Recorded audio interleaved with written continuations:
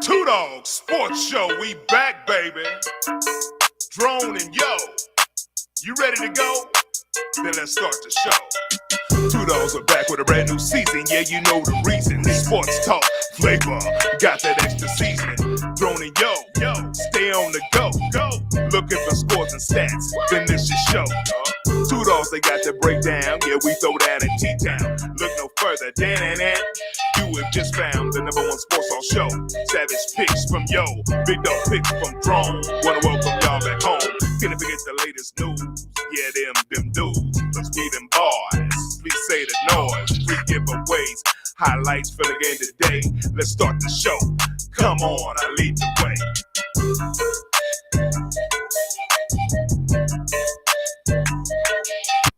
What's up?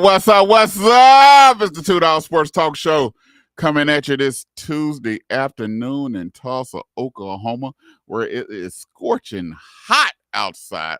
I'm talking about it's hot. I set my phone in the car, and all of a sudden I come back outside, my phone say I couldn't open nothing because it was too hot. It wasn't even in the sun. It was too hot. Boy, it's crazy out there, but hey, it's football season. Teams are in training camp. Jerry Jones has already started talking his craziness, and it's going down, and we ready to get it done. My co-host, he's under the weather today, so he's not gonna be here today. So it's just me, and then I got a special guest that's coming here, Mr. Byron Perry. He was on here last week. Y'all know when he come in, it's always something crazy that we're talking about because he comes with stuff that I'm still trying to figure out half the stuff he be talking about because it don't even make sense sometimes. But hey, he always make it interesting. He's on his way up in here. Hey, but it was a good show this week. Last week, what did I do this weekend? I didn't really do too much this weekend. Had to go back to Texas. Lord knows I'm tired of going to Texas, but it's for a good reason. And so I had to go down to Texas and get some stuff situated with my son. As you know, he had that kidney transplant, so we had to go take care of some of that, which we still gonna be, like I said, the journey still goes on, but he's been blessed. God has really been blessing him. He's been doing good. He's doing good, and he's still gonna be awesome doing good. So that's great. What else we do? That's about it. It hasn't really been really eventful for me, because we've been dealing with this, so it's not. A lot of things ain't really been happening. You ain't been doing a lot of things. Haven't went to the movies. I ain't really went out to eat nowhere. I ain't really sat down nowhere to eat, because it's just been crazy. But it's football season, baby, and it's gonna be on and popping. This week is crazy. What else is going on this week? There's not a lot going on. I heard a little bit about Superman, the Superman movie. I heard some good things about it. Then I heard some bad things about it. So I don't know. So eventually I'm gonna have to go see it for myself to see whether it's good or whether it's bad. Then Fantastic Four, I'm not really too keen on going to see Fantastic Four. It is what it is. If we make it to Fantastic Four, we make it. I can wait till it come on Prime. It don't make me none, So that's what's going on with that.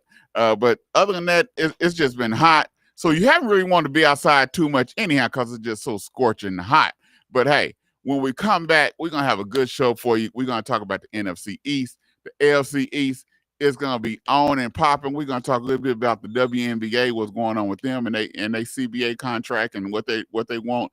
So it's gonna be very interesting today. You don't want to miss it because it's going down here on the Two Dawgs Sports Talk Show. Right as soon as we get back. Mercy, know it so well. Could've wrote this from a cold cell. Now I'm praying on the floor of my hotel. Riding on the devil, taking no L's. They said don't do it cause it won't sell. Now look, we ain't taking no L's. God say go, then it won't fail. Now look, we ain't taking no L's. What did you think? I run dry when my supply is the king. I run high, deny and sign with the beast. I wouldn't ride or die for what I believe. Please, you might could try me and see what you think I'd like for 500 G's. When I could get by and still I provide for my seed. Never having to feed yours when mine wouldn't eat. Real one, play it for a hater. All day, rub it in their face like makeup. Hit the block with the rock like a layup. Ever since no hate dropped the stock, been well. I never gotta sell out. Trust God, you ain't gotta go the hell route. Everybody with the bag and you just might get it. But it's God over money or you just might miss it. Let's go. Mercy, know it so well. Could've wrote this from a cold cell. Now I'm praying on the floor with my hotel. Riding on the devil, taking no L's. They said don't do it cause it won't sell. Now look, we ain't taking no L's. God say go, then it won't fail. Now look, we ain't taking no L's. GOM and we glow timing. Going way up like gas prices under Joe Biden. I got God in my soul climbing. If the devil gon' run up on me, I'ma clothesline him. Clutch moments and I don't choke. I ain't taking no L's like I don't smoke. Whoa, doing bangers for the lost souls. I keep going like the future city finished, but he won't close. Told him I ain't taking no L's. Holy Spirit knocking repeatedly, ringing bells. I was running from him, I wasn't afraid of hell. Now we laying hands on the managers at hotels. The Holy Spirit just fails. Shit, this wrong word, that's a knee slapper. Lie on me again, you a recapper. Stick to the vine, I'm a tree sapper. Stay on my lane like a ski hazard. Mercy, know it so well. Could've wrote this from a cold cell. Now I'm praying on the floor with my hotel. Riding on the devil, taking no L's. They said don't do it 'cause How to order chicken wings. Number 1, find a good wing spot. I know a wing spot, Max Wings. Number 2, decide if you want a combo or if you want to order a la carte. Huh? What's that? Well, combos come with chicken, veggie sticks, fries, and a drink for a discounted price. A la carte means that you order each item separately. Okay. 3, decide if you want bone-in, boneless, or cauliflower wings, and then determine the delicious flavor you want on your wings. I didn't even know cauliflower had wings. You learn something new every day. Have you been to Max Wings? Yep. Max Wings is located at 782 East Pine Street in Tulsa. We're open Monday through Thursday from 11 a.m. to 8 p.m. and on Friday and Saturday from 11 a.m. to 10 p.m. Come to Max Wings, home of the dry rub fries.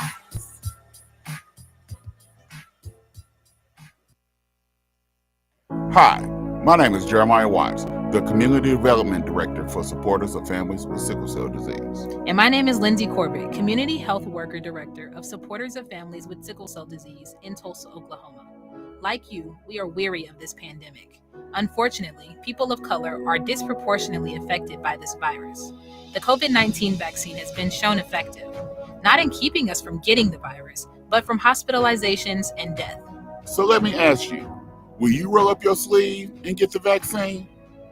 It's the best shot we've got at fighting this virus. Do it for your life, your family, and your community. To find out more information about the COVID-19 and how it's impacting Oklahomans like you and me, and to find out vaccination sites, go to vaxok.org. That is vax, VAX-OK.org.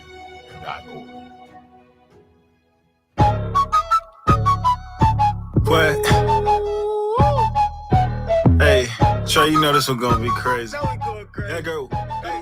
Yeah, ain't no limits. Know the grain, so divine, we on business. Told the line, blow your mind, we on Guinness.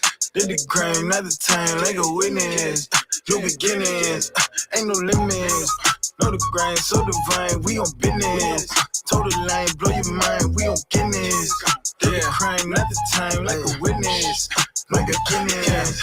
We got favor all around, now you see the team. Swore up when they get to cutting, they gon' flee the scene. Had to thank the Lord for the suffering, then he intervened. I done been down bad, sketching for any means. I done been out bad, sketching with the outcast. Trying to smell the roses when it's bombs over Baghdad. Jesus told me back that this ain't about no ass cat. I was just a juvie when he schooled me how to bounce back. I was thinking rubies, then he used me, still finessing with a toolie. Got depression, was my best friend, popping necks and feeling woozy. Got some rest and I go through it. I'm in mess, I think I blew it. Then you blessed me through the ruins. We was seeing sales, seeing hell, trying to see us sell. We know Jesus well, pay the bell, this how freedom felt. I know Jesus well, Peter fell, still he made it well. We just eating up, check the smell, this the season well. Ain't no limits, know the grain, so the vine, we on business. Told the line, blow your mind, we on Guinness. Did the crime, not the time, like a witness. No beginnings, ain't no limits. Know the grind, so divine, we on business. Told the line, blow your mind, we on Guinness. Did the crime, not the time, like a witness. No beginnings. No beginnings. We can't do it like we did it for the business. Welcome back to the Two Dogs Sports Talk Show here on KBOB 89.9 FM. All right, y'all. Hey, there is something big that's coming as going on here in North Tulsa that's going to be happening on August 16th. Hey, you don't want to miss it. Let me put my specs on so you can get it right. There is a Spreading Hope Back to School bash. This bash it's probably one of the biggest bashes that's around as far as community agencies, what goes on, what's happening. It's probably one of the biggest ones that's around here. This bash is on August 16th from 11 a.m. to 3 p.m. It's going to be at Biz Roberts Park. They've partnered with Langston. Man, it is huge. They have over 40 plus community agencies that's going to be out there to help give information for your students, for your family, whatever you need. It's going to be over 40 plus community agencies. They having 3 classes. They have an IEP 504 class that's going to talk about Oklahoma Parent Center. They also have disability law class, a disability law class every year that they have. It runs over because people have so many questions. Then they also, this year is something new. They're doing a youth resource and empowerment. So all the community agencies that has after school programs that have different things dealing with youth, they're gonna be able to come in before at 11:30, and they're gonna have 3 to 5 minutes to talk about what they have for the young people that parents might not even know about, and then they can go out to that vendor table and get more information. That is something new that they're doing this year because they want to make sure that our youth are involved and have something to do. Matter of fact, our Juice radio program, they're going to be doing that. They're going to come in there 3 to 4. They're going to have 3 to 5 minutes to talk about the Juice radio show, how young people that's in high school can come in, learn about broadcast journalism, learn about talking on the radio, learn about all about what's going on around here. And it's all free. It don't cost them a thing. And so they're going to be out there. They're going to be talking about that. Free food. Kids Zone is going to be double the size that it was last year. The streets are going to be blocked off. We have Ramal, the hometown heat. He's going to be DJing and doing his thing. We're going to have characters there. It's free. Hey, backpacks. We're giving out over 1,000 backpacks at this event. It's going to be huge. Some of the people that's going to be there is Edric Youth and Family Fun Center. You have OSU Tulsa. You have Pepsi. You have these are just some of the people. You have the Black Expo, the B. You have Arvis Bank who's involved. You have Habitation Church is involved. The 100 Black Men of Tulsa. You have First Oklahoma Bank that's involved. You have Oklahoma Parent Center. You have Blue Cross and Blue Shield. You have River Spirit Bank, Tulsa Public Schools, Shift. You have so many, and I can't even name them all that's involved and that's a partner for this event. You don't want to miss this event. It's free. It's not going to cost you a single thing. So tell everybody the flyer and everything will be on my regular Facebook page and also on the Two Dog page. Hey, you don't want to miss this event on August 16th. You're going to have to register for the backpacks when you get there. And like I said, if you don't get information, it's because you don't want it. Because it's going to be there. Just like the Two Dog Sports Talk Show. We right here. And we just talk some sports. We got a lot of sports to talk about. And we got our special guests. Like I told y'all, it's always an exciting time when he here. He always throws something crazy out here. I'm gonna break the juice. And he make you think. He make you think, and he keeps us on our toes. But we're gonna start off. We're gonna talk a little bit of WNBA. Oh, lovely. And so But we're gonna hit the NFC East and Okay, AFC. we go. But we're gonna talk about the WNBA because the WNBA is going through a collective bargaining agreement, a CBA contract negotiations right now, and they wore shirts at the All-Star game that said pay us, give us our bread. We need to pay us what you owe us. We need to be part of the program. We that 9%. We can't even, y'all can't even give us 10%. Y'all giving us 9% of the revenue. Basketball related revenue. They're not asking for 50%. They're not asking for 51%. But they're asking for more than 9% of what's coming on. And I know the things with the WNBA has been shaky for years, but it's interesting. It's interesting what's going on and what's happening. I do believe that they deserve more than 9%. They do deserve a higher share of the revenue than what they are getting. Can be compared to what the NBA is getting, I think is ludicrous. I do think that's crazy. But also if you don't understand, it took 30, 35 years before the NBA even started getting paid millions. Jordan was the best player in the game. Let me throw this one out there. So it took a minute. Because I'm about the business of sports, okay? Yeah. In 2017, half the league was losing money. Yes. 2017. So that's less than 10 years ago. So you sit up here and say to yourself, if we're talking about the only teams that were making money in 2017 were the big market teams. And really and truly, it was really two teams, which was LA and New York. And if I remember correctly, the thing about it was one of the most eye-opening things that Dr. Jerry Buss ever did was he created the TV rights for the Lakers. And it was really cool. If you ever got a chance to be out in Cali, the Lakers had for decades what we just kind of came to be used to, like Fox Sports, where you could catch a Thunder game. You see what I'm saying? The Lakers always had that. And, the crazy dude in New York, I can't think of his name. His name escapes me right now. Jimmy Dolan. Jimmy Dolan he created a whole Comcast network off of what Jerry Buss had. You see what I'm saying? And I get that they were losing money, but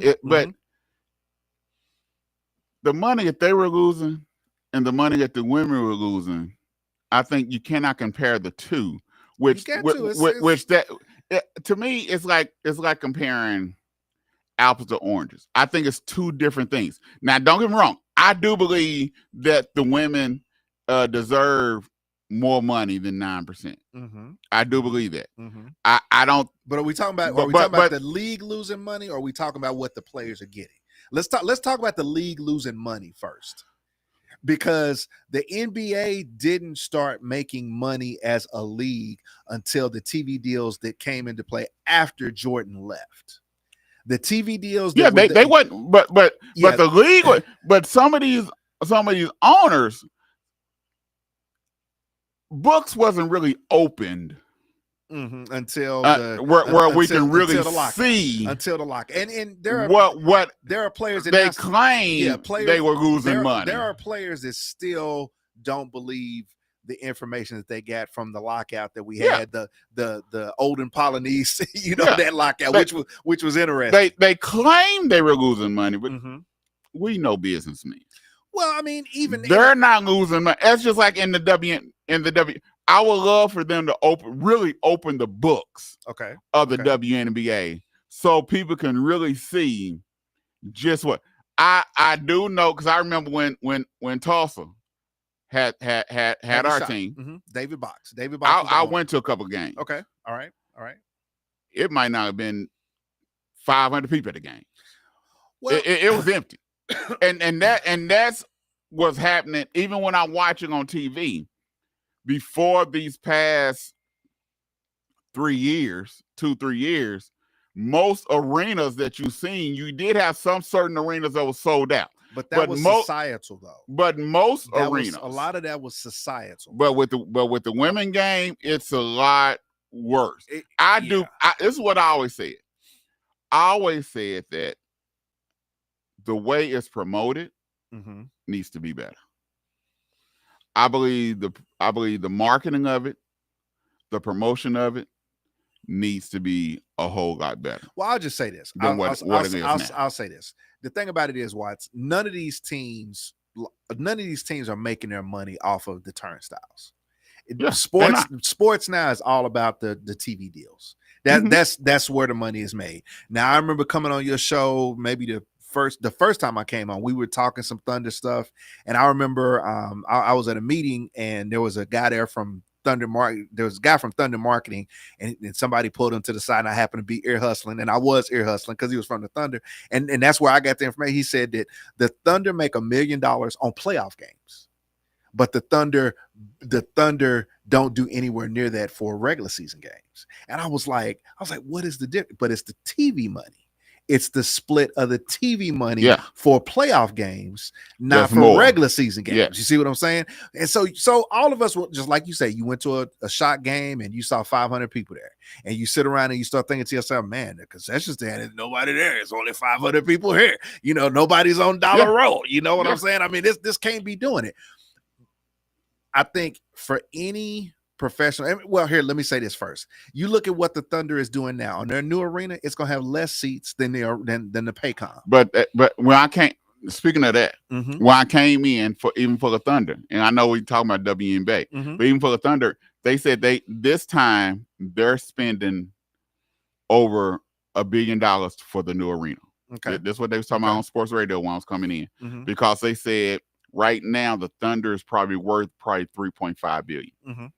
Which they only paid $660 million, something like for the Thunder. Something around. And then the owners had to end up and pony up some additional money when Aubrey McClendon passed away to buy his shares from his family. And so what they're saying is that the Thunder is eventually probably be sold. They're going to have to sell. I mean, if you look at who the owners are, I mean, George Kaiser, from here in Tulsa, he's one of the owners. You see what I'm saying? I mean, at some point, either George Kaiser's family or George Kaiser himself is going to say, wait a minute. Because there's so much money that by the time they sell it with the new arena, they were saying it's probably worth about $4 to $5 billion that they can be sold for. And it's kind of interesting. You bring up that point and you say, okay, Paycom, which is an Oklahoma company, Paycom is saying that they're taking their naming rights off of it. Is the guy that owns Paycom, is he getting himself prepared to buy it? Mr. Chad. To buy it, that would Chad. See, I've met him before. Okay. He's donated to our organization. Matter of fact, he came to one of our events. That's how I met him before. And it wouldn't shock me. I mean, you would think, because the Thunder are, I mean, they're gonna require anybody that buys a team to keep it in Oklahoma City. You see what I'm saying? Because remember, you got somebody that bought it from Seattle, but Seattle was trying to get rid of it. Let's be real. Seattle was trying to get rid of it. But so you would think, that whoever does buy the Thunder would keep it in Oklahoma City. I still think personally that Mark Cuban is probably gonna have something to say about that. I think he wants to get back into the NBA. I could see him buying it almost out of spite, to be perfectly honest with you, because he owned a team in Dallas and it's not far from him. It's a quick helicopter ride or jet to come and see him. But it's just you have to remember, no owner is sitting there looking at the stadium when it's full or when it's empty and they're going, whew, man. Yeah, it's the TV money. It's the TV money. It's that TV deal. And it's the right that's why China, all that.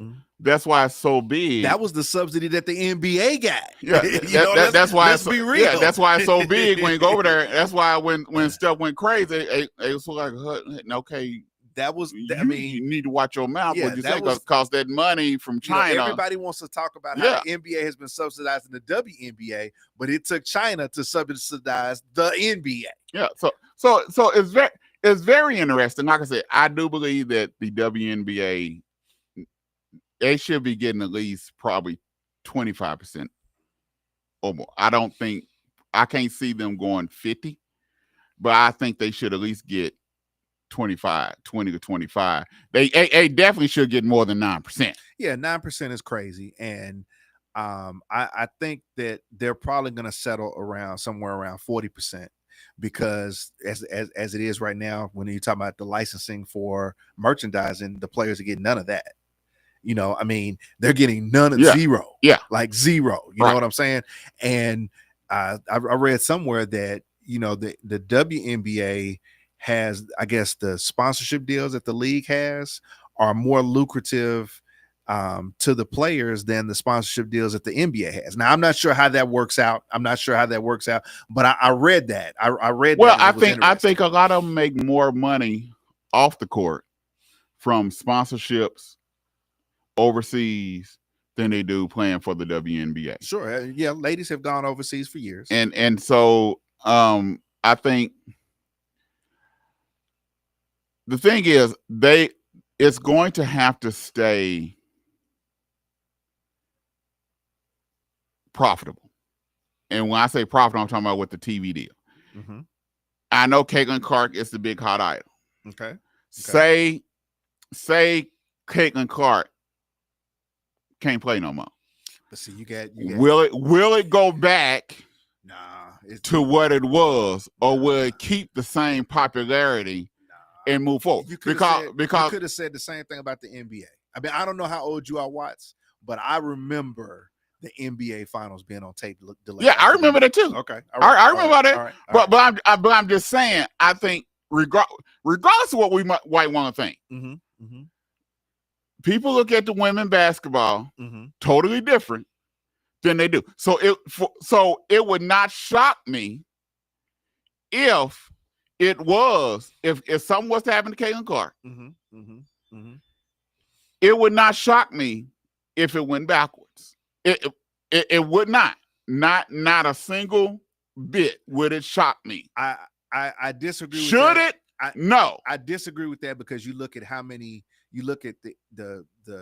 the new franchises that are coming in, the fact that these billionaires are wanting to have ownership in a WNBA team. They're wanting a piece of it, because one of the big things about it is the fact that every season, let me say this first of all. Let me give a full disclaimer. I probably watch more WNBA games in the basketball season than I watch NBA games. And I can say that honestly right now, only because we haven't made it to the WNBA playoffs. I watched the finals this year because Oklahoma City was in it. But as far as regular season games, I can count probably 10. Probably 10. And I'm a huge basketball fan. But I crave WNBA. Yeah, I don't think the WNBA should go backwards. I think the talent one. This is what I have an issue with. Okay. I know Caitlin Clark is the hot darling right now, but I don't think she's the best player in the WNBA. I don't think she's the top 10. Was Magic Johnson the best player? No, hold on. Let me finish. Okay. Let me finish. All right. Let me finish. We like to argue. Let me finish. But I think that they have excellent players in the WNBA that, for some reason, did nobody get behind. I think the Magic Johnson, if it wasn't for, and I don't care what nobody say, and I'm willing to say it on here, if it wasn't for the white-black thing between Larry Bird and Magic, yes. there wouldn't have been nothing. The NBA had a problem in the 80s, bro. It had a problem. And so right now they tried to do it between Angel Reese and Caitlin Clark. Unfortunately, they play two different positions, and so it doesn't work. It doesn't work from a competition standpoint. And normally Angel Reese wasn't really winning. Well, part of it, her game is not suited to her game. It's totally different game than Caitlin. It doesn't have the RPMs at Caitlin's game. Yeah, it's totally different. But I think that it should move forward, because especially with, you got Hidalgo coming in. You got Juju coming in. Oh, yeah. See, that's my thing. I don't think it's gonna go back because you got Juju. I think if Juju wouldn't have got hurt, I think she probably would have been first woman to skip her senior year and try to go instead of staying 4 years. It would not have shocked me one little bit. Well, with NIL now, it'd be difficult for her to do that. I mean, she's gonna make the type of money at USC Yeah. over More what she would money. make. Well, yeah, she's gonna make more money More at money. USC than she would, going to the But if they got that new TV deal, which where they got revenue, which is coming 2 years. I think they're negotiating that now. Yeah. They're negotiating that now. which they looking at probably $2 billion for the TV deal, which is real big. I mean, you got some heavy hitters. You got some heavy hitters trying to get into the WNBA. But I mean, you talk about. I want to go back to something you said, and I think it's a real important point that you talk about the marketing of either the players or the sport. And I think to the business of sport, we have had a problem for decades on marketing women's sport. I was having a conversation with a partner of mine about FloJo, and I think it was the 84 Olympics in LA. Carl Lewis went crazy, but we had Florence Griffith, Jackie Joyner-Kersee. I mean, that was when it came to women's track and field. Yeah. That was they were top. We had men. I mean, think about this. They were just valuable as the men. And women's track and field, and the speed events were neck and neck, elite, dominant, whatever word you want to give to them. You understand what I'm saying? Yeah. Now we can all sit here and be real and say, well, all of the players were black. You see what I'm saying? So that obviously is something that's going to slow the momentum. You see what I'm saying? But we were having a conversation about, when you look at the promotion of women's sport, we can go back to 84. We can go back to the World Cup when the World Cup of soccer, the girl, scored the goal and she pulled her jersey off and she had a sports bra on. When we talk about the promotion or marketing of women's sports, we keep walking this line between athletics and sexism. And me as a man who has daughters who play sports, the biggest thing that a lot of people want to do is they want to objectify the females. They want them out of their clothes, or they want them scantily clad, because they feel like that's what will bring men in to watch them play. But you don't see them like that when they play. You understand what I'm saying? I mean, it's one thing to dress Asia Wilson or Angel Reese, in all the booty shorts and all that kind of stuff, and take pictures and look at them. But then when they go play, they're not wearing that. You understand what I'm saying? And I think that's the problem that these leagues and these teams have done to women's sport. Because they don't want to address the ability of the players. Yeah, because what bothered me, and that's what I say about marketing, even with the women's in WNBA playoffs, you really didn't know it. If you didn't know, you didn't even know it was even on. I always said there's no reason, because Disney on ESPN and also ABC. There is no reason that the WNBA playoff games shouldn't have been on ABC. It should not have been on ESPN. It should have been on ABC, but you didn't see it. Okay. And even big games, you didn't see it on ABC. So you literally, even now, you literally have to try to find between Ion and where the game is at, and what's on ESPN. And then the promotion of the Women's March Madness by ESPN, I thought was horrible. Well, I mean, and we do it at every level. We're just a year removed when at the women's Final Four, you saw what the workout room looked like in the hotel. You know what I'm saying? But we keep doing this stuff. But what we say is it's not growing. What y'all not promoting it? You're not promoting it effectively for it to grow. Because with the talent, you're not treating not treating it like the sport that it is. It's not like the talent when I was growing up, when women played things. The talent is totally different. The talent is totally different than when women's basketball. Oh, absolutely. When the Houston Comets with Cheryl Swoop and Cynthia Cooper and all, and the talent is totally different. It is dispersed. It's dispersed across the league. Then you basically only had 4 teams that you can say could have a chance. LA, New York, Houston, and Minnesota. Yeah, they could have had a chance. Detroit. Yeah. Now you have quite a bit of teams that have it. You just removed from the Aces going back to back, and they could three-peat, and they still haven't recovered. They're struggling. Yeah. They struggling this season. Yeah, And last year. we're probably the best player in Asia Wilson. You know what I'm saying? And that's what I'm saying. So that's just like even the All-Star game. People are complaining because Caitlin, they say she was this is as number 10th best player.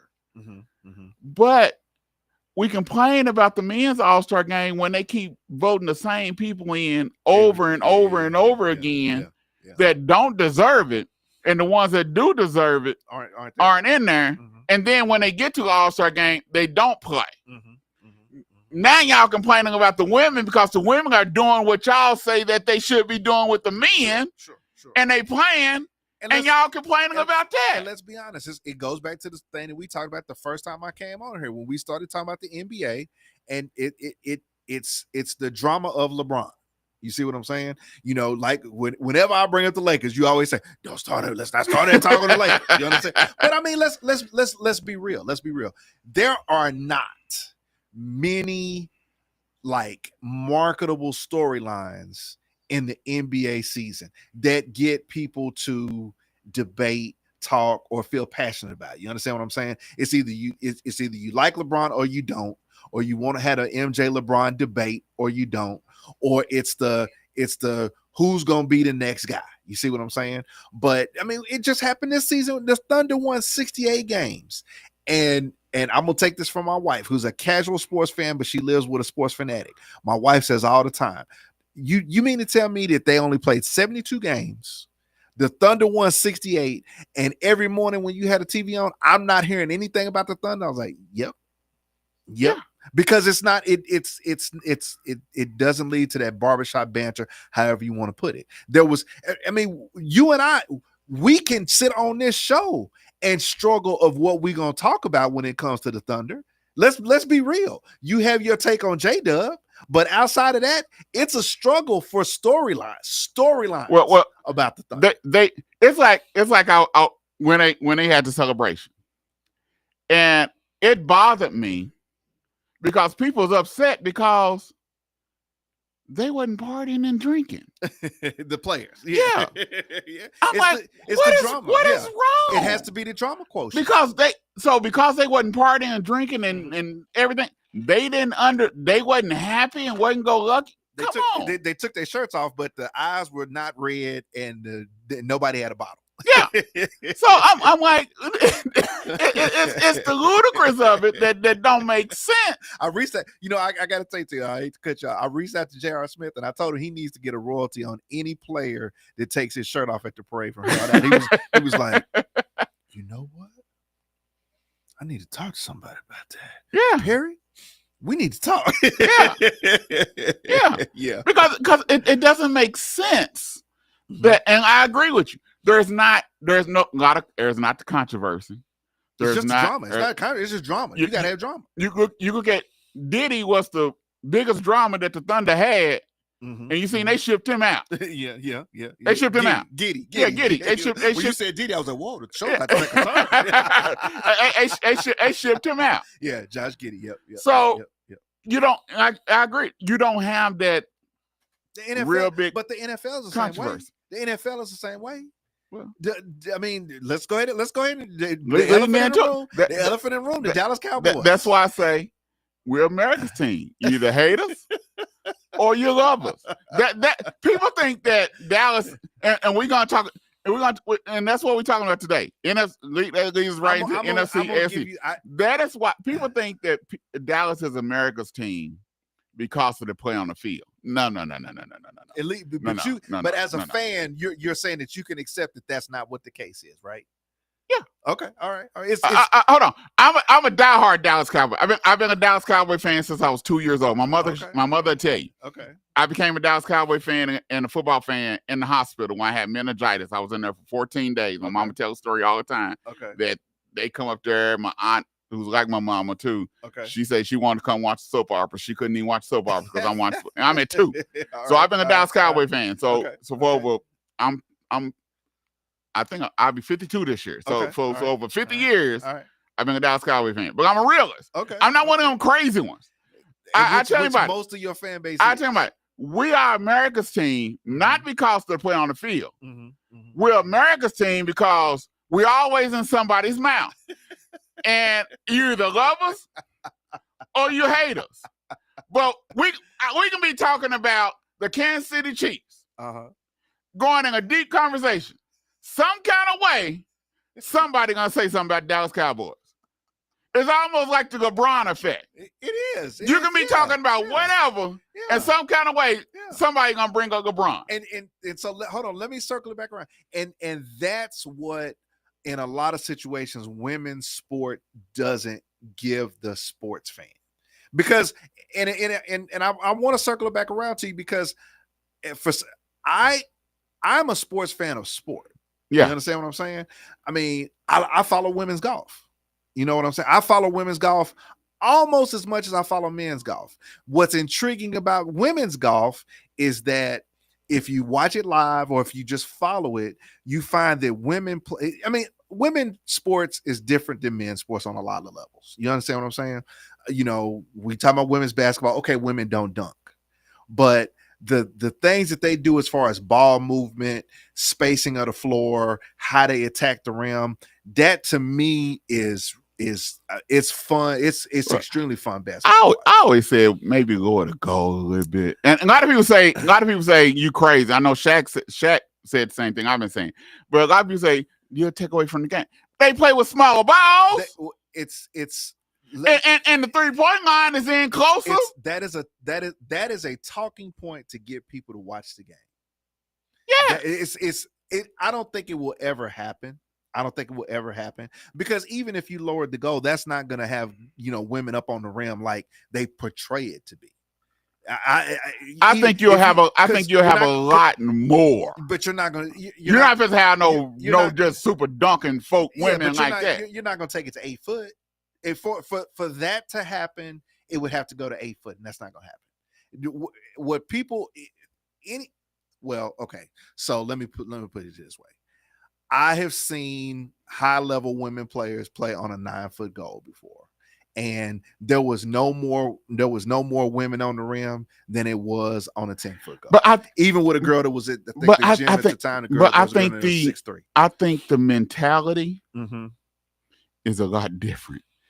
Then I think moving the goal to 9 foot from back in the day, I would say no, you probably have the same thing. But I think if you move to 9 foot now, I think the mentality and how a lot of women think, especially when it comes to balling and the way they play now and the way they ball now, I think you'll have a whole lot more women trying. I think it'll take away from their game because now they're more focusing on maybe trying to dunk than they are other things. But I think because of the skill level is so different and the mentality level is so different. Well, we can see it. You can see it in NBA now. in the W right now. Aja doesn't shoot a lot of threes. She shoots what we would consider to be mid-range, and she shoots she shoots that at a pretty good clip. You see what I'm saying? But Angel doesn't. She should. I've always felt that Angel should. I've always felt with Angel being that she played a guard in high school. I think Angel is right-handed instead of left-handed.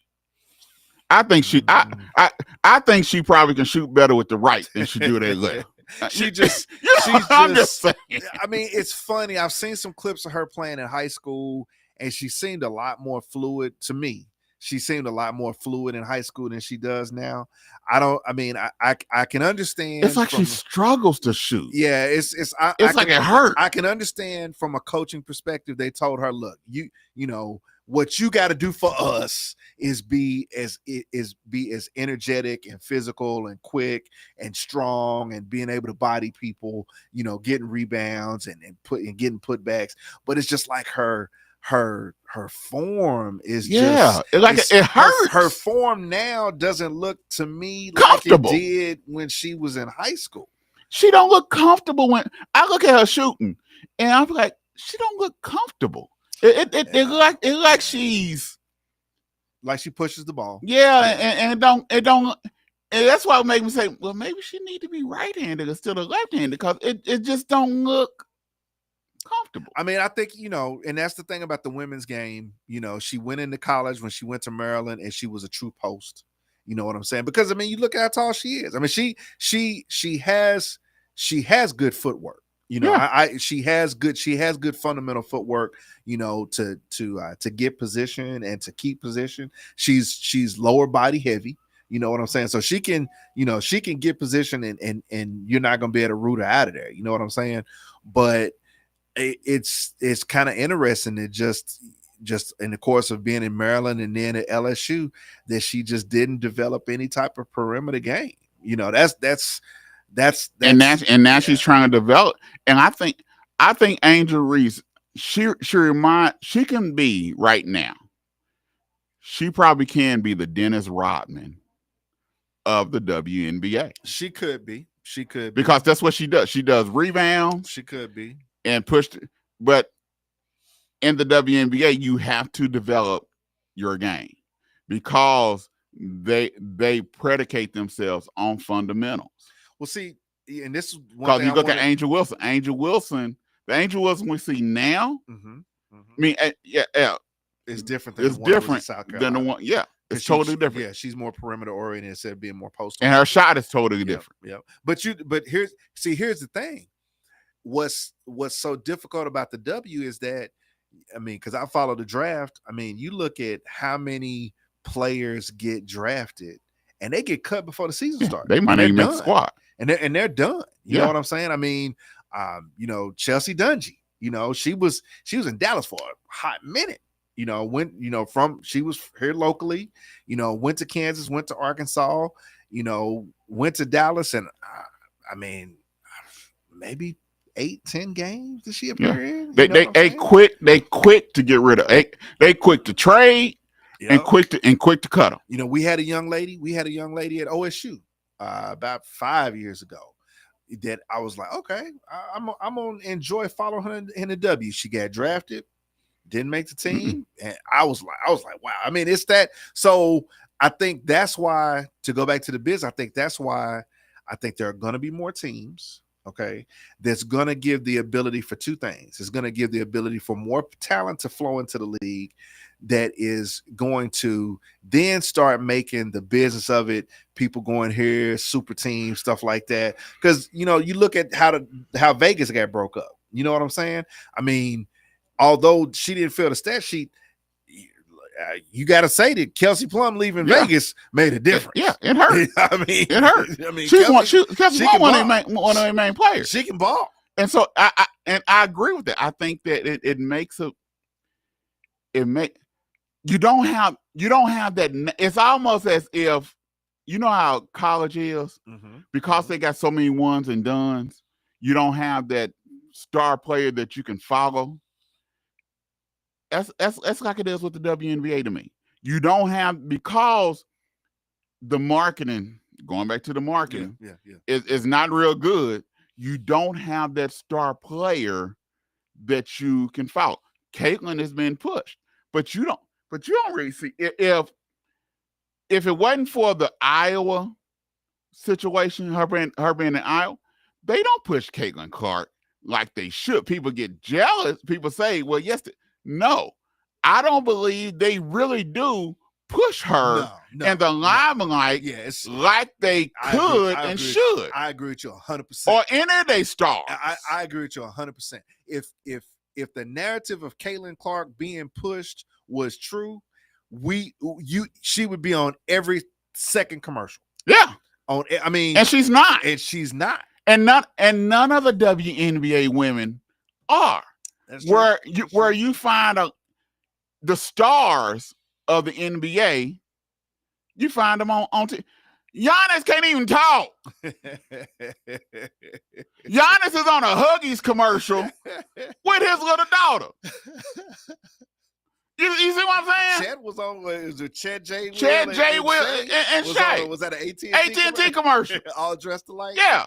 So it's like the stars. I mean, let's be real. Does LeBron does not have a Nike commercial? Let's think about that. No, he don't. LeBron does not have a Nike commercial. Okay. Let's talk. KD does not have a Nike commercial. Okay. Let's see who else is big. Well, Kyrie doesn't have any shoe commercial. Now New Balance did a commercial with Kawhi. But the thing is, their main they not having. But they put their main stars. Mhm. They put them in something. They put you're right, and you're you right. know who they are. Yeah, You right. the women. If Yeah. you didn't follow WNBA basketball, you would like that car commercial. You wouldn't have known that was Asia Wilson Yeah, now it if was- you didn't yeah. follow. If you didn't Asia follow, and Sue Bird Yeah. and Sabrina Ionescu in the car. yeah, Yep. you wouldn't have known. Yep. And Yep. that's what I'm talking about. To me, they don't promote they women in the WNBA like they should. Yeah. And Yeah. like you see Yeah. with the men. Yeah. And Yeah. I'm sorry to say, and a lot of people won't say it.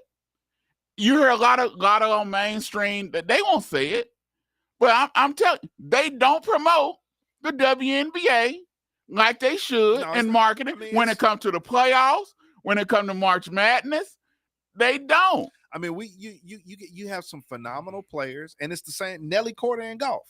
You know, Nelly Korda is one of the. I mean, she's similar to, you know, some of the things that Scotty Scheffler has done. Now she's not winning at the clip that Scotty is winning. You see what I'm saying? But when we talk about from a dominant standpoint, I mean, every tournament she's around. You follow what I'm saying? Yeah. Now, what hurts female golf is that there are so many, you know, Asian players that don't speak English that are good, you know. But I get the question all the time, man, why don't we see the sisters out there? There's things about that, but to me, once again, it's the same problem from marketing of women's sports. Yeah, you look at Sports Center. How often do you see? You don't see a lot of You might see The Comets used to lead when I remember Stuart Scott opening Sports Center, and the Comets would lead. But you might see. But it was different. You might see one highlight, and that got to be Asia or Caitlin. That's it. Or Stewie, maybe. Maybe. Yeah. Maybe. Yeah. But Yeah. if it ain't Caitlin, I mean, it's or Asia, you really don't see a lot of commercials. I You don't had- really see highlights on ESPN, Sports Center. I mean, none of them. I had this conversation all the time. The people that are sitting at the table are clueless when it comes to what they're doing as far as the marketing of sport. They really and truly are, because it almost becomes more, you know, bottom up as far as what the fans want to resonate on than top down. Yeah. And I know people say, well, y'all talking about it on $2. Y'all don't really talk about the WNBA neither. But we talk about it. I give you some W. I'm like I say, I mean, half the time I can't find the games anyhow. So man, Friday night, you have 5 games tonight. They back from the All-Star break. Hey, man.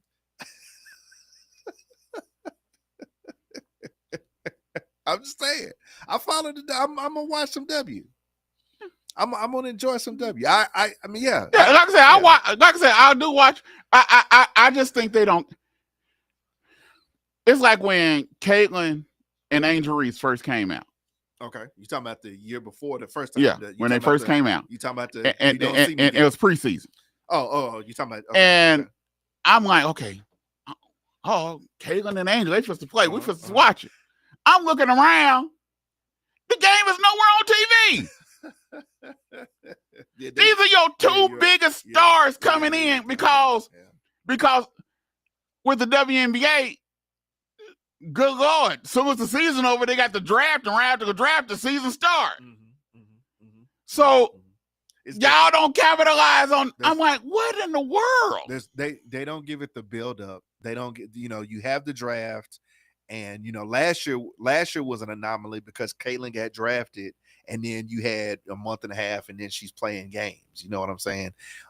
But then the team wasn't that good, you know, which is interesting because, you know, a lot of sports fans are thinking that, okay, yeah, you got drafted high, you know, because my wife doesn't understand why does the best person go to the worst team? Well, that's the parity thing. So she's like, but now they're gonna go and lose, and I'm like, yeah, but they're supposed to get good. She's like, but it don't work like that, you know. I'm like, yeah, I'm trying to explain. She's like, no, they never gonna be good. You look at Paige Beckers. Paige Becker's having a heck of a season this year. Yes, she is. Yes, and yes. you don't hear a cotton picking thing about it. The Wings are playing well for the first time. Yep. No, they ain't doing too good. I mean, but you can see. I think the season. But I'm saying, as a rookie, she's averaging 20-something points a game. Mm-hmm. She's playing her tail off. Mm-hmm. But you don't promote her. Yeah. You don't talk about her. And I think some of it too, man. I mean, I'll be honest with you. I think some of it is also. And people say and this is what also trips me out. People want to say it's a white-black thing, and I'm guilty of that too. But then you look at it and you say, hold on. Paige Becker's white. Stewie's white. Mm-hmm. Anescu's white. Mm-hmm. Mm-hmm. Rebecca Lobo white. Mm-hmm. Mm-hmm. What is the reason that they're not promoting it? So you can't say it's totally a white thing. You want me to give you an answer? Or a black thing, but also you can because Caitlin come from Iowa. You want me to give you an answer to that? And we can talk football, but I'm gonna give you an answer to that. I think go ahead, because we're gonna talk NFC East right after this. I think that what throws off those that market the game is that when you talk about players, and we can go back when you talk about players like Diana Taurasi, yes. When you talk about players now like Paige Beckers, when you talk about players, I'm trying to even Sue Bird. When you talk about these players, you know, the way they look is not how they act. Mm-hmm. And what I meant in it, I'm being racial here. Paige Beckers is probably one of the swaggiest people around. Okay. Yeah. And I think to those that are in charge, that they see her and they don't get it. Like I heard Paige recently saying, somebody asked her what she would describe her style as, and she said an auntie. Not an auntie, not an uncle. She said an auntie. And I heard that the first thing that came to me was like, that just went over the head of all the white folks in the room. But if you really look at Caitlin, she's excellent. Caitlin, she got swag to her. Yeah. Yes. She doesn't. She's not going. It's because she comes from Iowa. Yeah, there's not gonna be that we're from the same page type of thing, because these players and who they are is different. I give you a flip side to now. that. Do I think Caitlin get a pass from a lot of stuff? Yeah. I think Caitlin starts a lot of stuff, but people if you say anything about Caitlin Clark, if you say you don't like her game, people ready to shoot you. So I ain't got the right to say I don't like her. Well, let me say this. Oh, she ain't the best player. I think the flip side to that was Maya Moore. I think that people saw Maya Moore and thought that Maya Moore from a marketing perspective was going to be able to be marketed a certain way, and what they didn't realize that Maya Moore was not the person that you thought she was. From a hooper perspective, she was legit. I mean, Maya Moore, man. Yeah, Maya Moore was nice. Maya Moore was nice. From personality and presence, she was not what you saw. Not at all. Yeah, not at all. So no swag there. No, zero. No.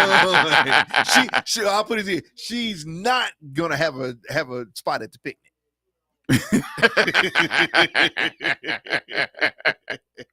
So, like I said, it's interesting. It's interesting. You can talk about it all day long. But hey, we're gonna take a quick break, and then we're gonna finish these last 30 minutes talking about the NFC East and the AFC East.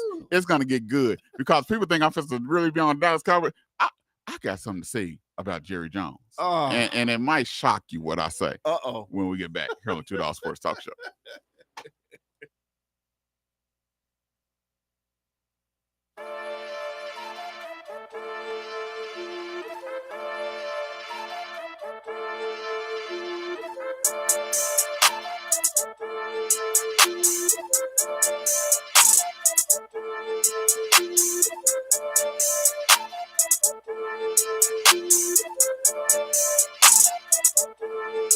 Resume. Hit a slam dunk like man up. Enemy salty, he ran up. It's a foul move.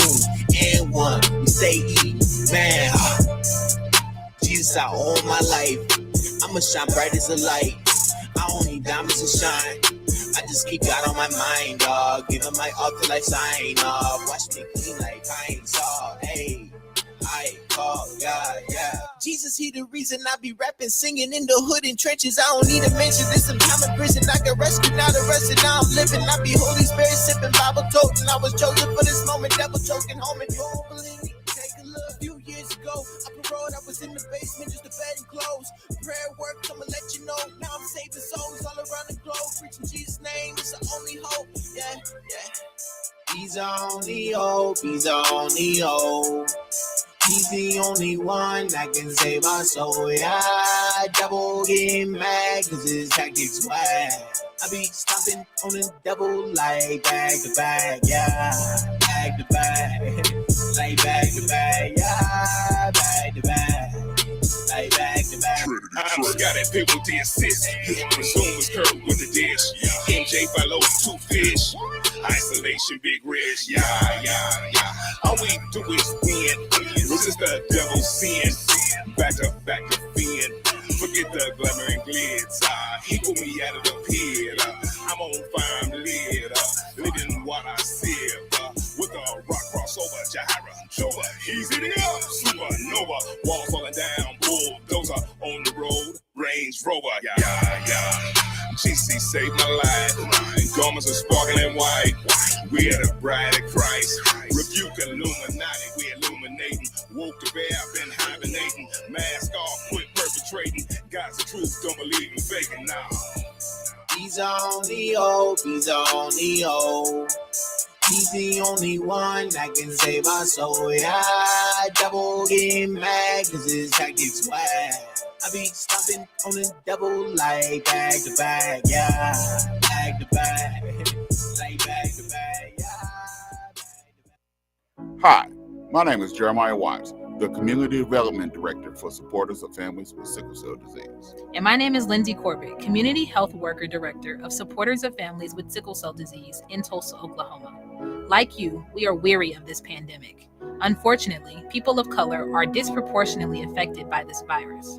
The COVID-19 vaccine has been shown effective, not in keeping us from getting the virus, but from hospitalizations and death. So let me ask you, will you roll up your sleeve and get the vaccine? It's the best shot we've got at fighting this virus. Do it for your life, your family, and your community. To find out more information about the COVID-19 and how it's impacting Oklahomans like you and me, and to find out vaccination sites, go to vaxok.org. That is vax, VAX, How to order chicken wings. Number 1, find a good wing spot. I know a wing spot, Max Wings. Number 2, decide if you want a combo or if you want to order a la carte. Huh? What's that? Well, combos come with chicken, veggie sticks, fries, and a drink for a discounted price. A la carte means that you order each item separately. Okay. 3, decide if you want bone-in, boneless, or cauliflower wings, and then determine the delicious flavor you want on your wings. I didn't even know cauliflower had wings. You learn something new every day. Have you been to Max Wings? Yep. Max Wings is located at 782 East Pine Street in Tulsa. We're open Monday through Thursday from 11 a.m. to 8 p.m. and on Friday and Saturday from 11 a.m. to 10 p.m. Come to Max Wings, home of the dry rub fries.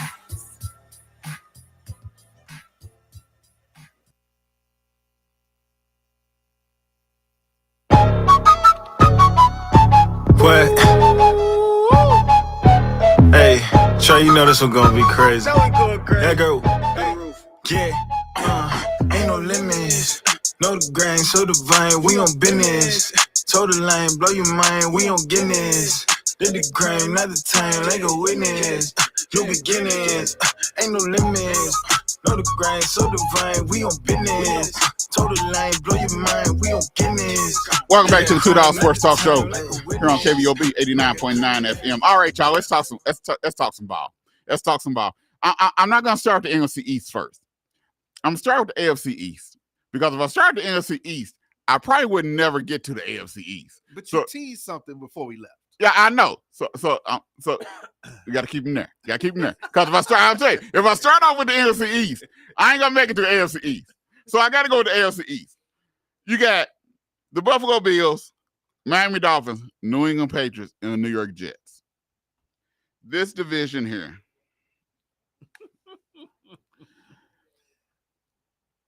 I'm gonna tell you what I got. I got the Buffalo Bills,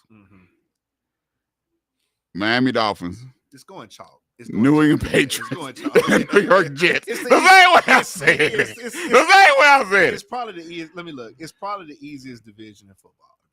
Let's be for real. It's the easiest. The Buffalo Bills. It's the easiest division in football. The quarterback is on point, and he gets better every year. You giving credit to Josh Allen? Yeah, wow.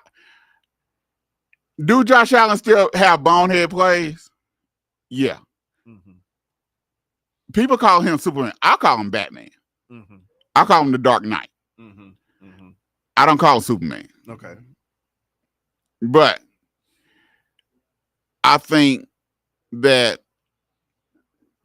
they were hurt on the defensive side quite a bit. Year two of the receiver from Florida State being there. They have a nice little running game. Yeah, do with the braids. Yep. I think James Cook. Cook Used to be in Minnesota. Dalvin Cook's little brother. Yep.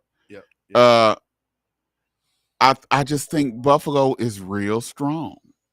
Well, Buffalo's been strong. Buffalo's problem has been their defense, and specifically injuries to their defense. That's what has hurt Buffalo. So then they have the mentality of, they have to score a lot of points to make up for the defense. Yeah, and so I just think Buffalo is just too strong for this division. I'm not a Miami Dolphins fan. I'm not a Tua fan. I don't trust him. I think the Tyreek Hill situation is still there. It's still there. I don't care what nobody say. He can whatever. It's still there. He ain't just went quiet for nothing. It's still there. You saying that Tyreek wants out? Yeah. And so, they defense. Miami defense. Yeah, did they get Nika? Yeah, but still, that's nah. Miami has a no-name defense.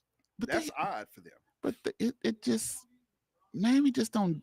They just don't do it for me. It's I don't care what nobody say. I think that cold weather thing is an issue. I think it's in their head. It's gonna be an issue. And they don't have a run game. Yeah, but I like they running backs. I like HA and I like they running backs. Okay.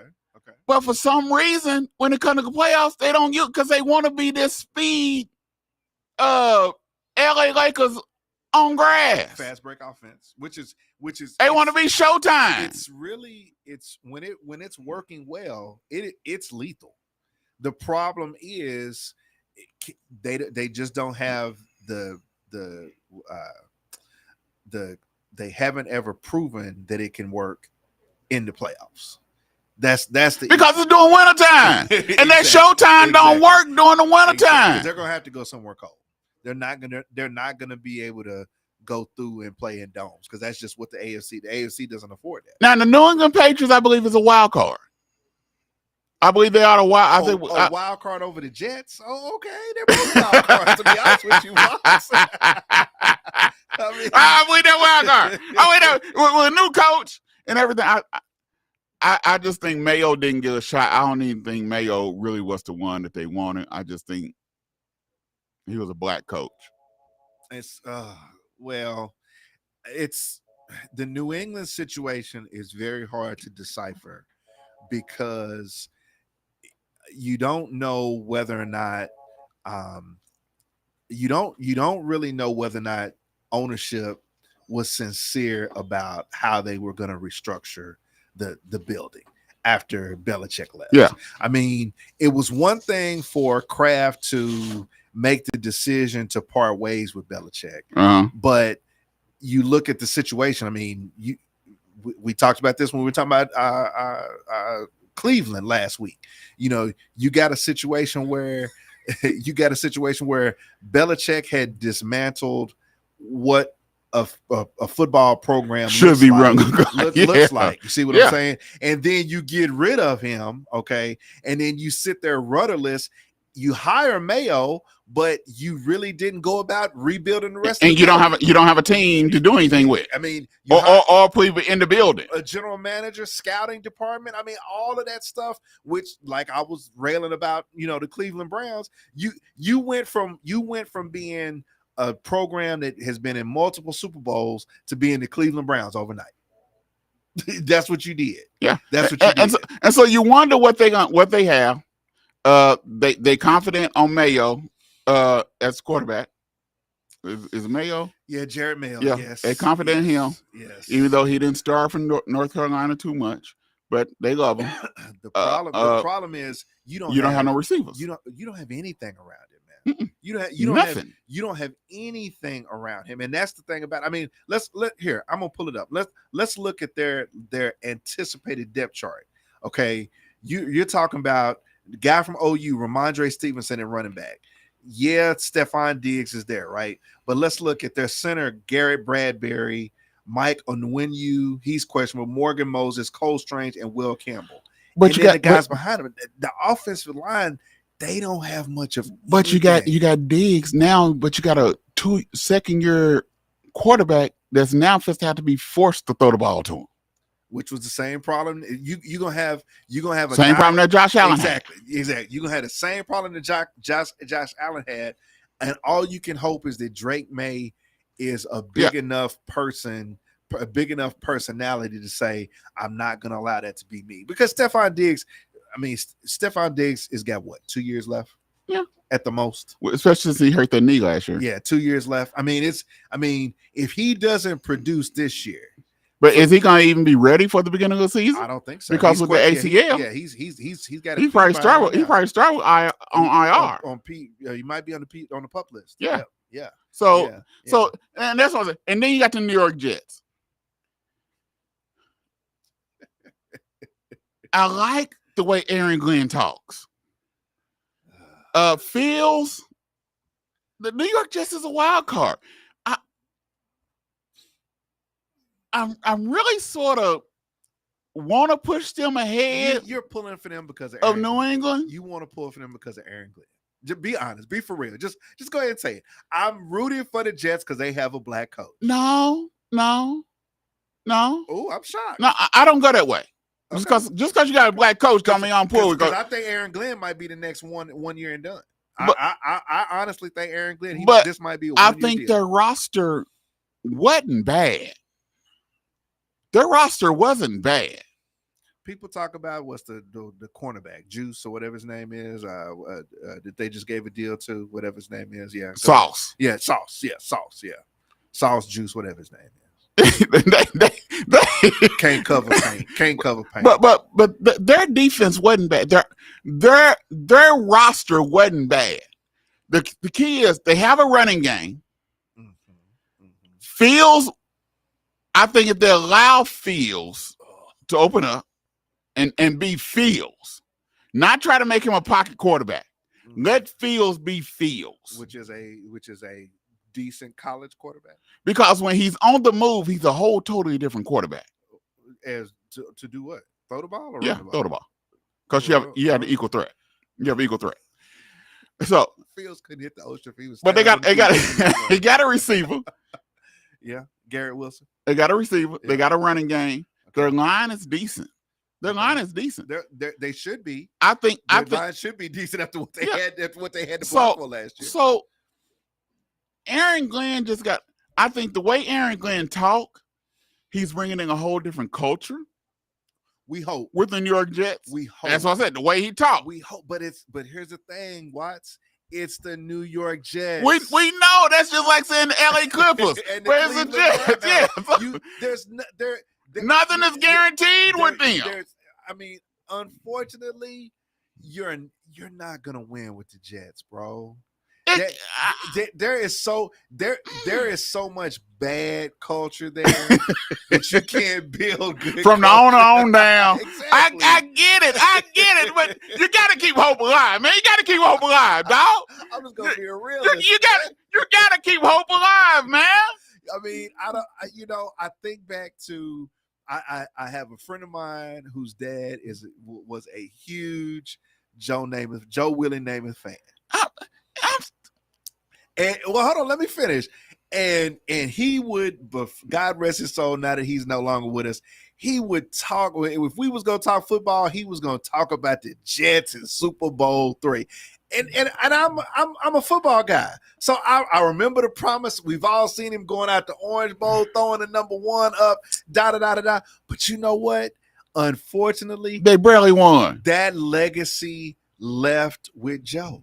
The only thing cool about the Jets is when they spell Jets. That's the only thing. See, I'm trying to help. I'm trying to defend the Jets, and you got me sitting there. You're bringing the evil out of me, man. You shouldn't be bringing the evil out of me. Let me tell you, it was Joe Namath for 3 reasons. Throwing the one and the fur coat, the fur coat, and sitting by the pool.